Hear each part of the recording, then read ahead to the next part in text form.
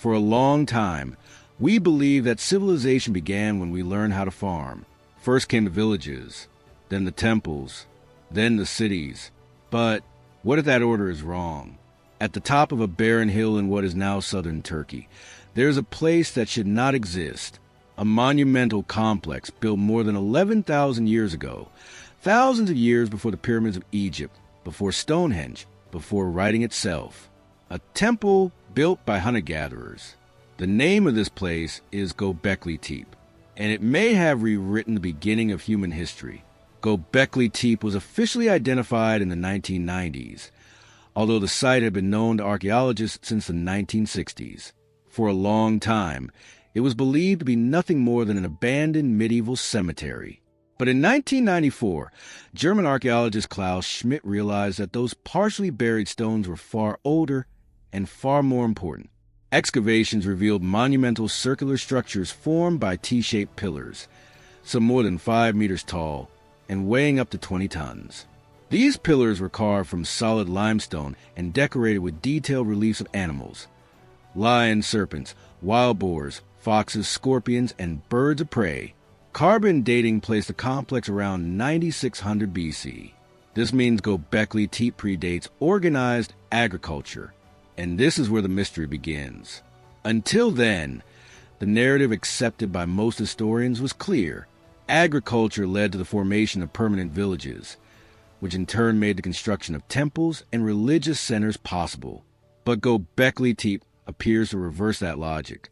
Some historians believe the site was a ritual center created by nomadic groups who had not yet fully mastered agriculture. The evidence suggests they gathered there in large groups, perhaps seasonally, for ceremonies and celebrations. But how did hunter-gatherer societies, theoretically egalitarian and decentralized, manage to organize the construction of such complex structures? Raising pillars weighing dozens of tons requires planning, coordination, and specialized labor. This suggests some form of advanced social organization. There are hypotheses that religious impulse may have preceded agriculture, not the other way around. In other words, the need to gather people for rituals may have encouraged the systematic cultivation of food to sustain large meetings. If that is true, then religion was not a consequence of civilization. It may have been its cause, but not everyone agrees. Some researchers argue that we still know very little about the daily lives of those builders. Tools found at the site indicate a sophisticated mastery of stone carving techniques, yet there are no clear signs of permanent dwellings at the top of the hill. Curiously, after centuries of use, the complex was deliberately buried by its own builders. Layer upon layer of soil and debris was used to completely cover the structures. It was not abandonment.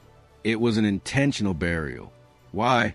There are hypotheses that social or spiritual changes may have rendered the site obsolete. Others suggest the burial was a ritual act, a symbolic way of closing a cycle, but there is no consensus. Another intriguing aspect is the symbols carved into the pillars. Some historians believe the animal figures represent tribal totems or spiritual entities. The evidence suggests that the central pillars of each circle may depict stylized anthropomorphic figures, perhaps deities, perhaps ancestors, but interpretations differ. Some see in them one of the earliest examples of large-scale organized symbolic thought. Others see only ritual art without a defined hierarchy.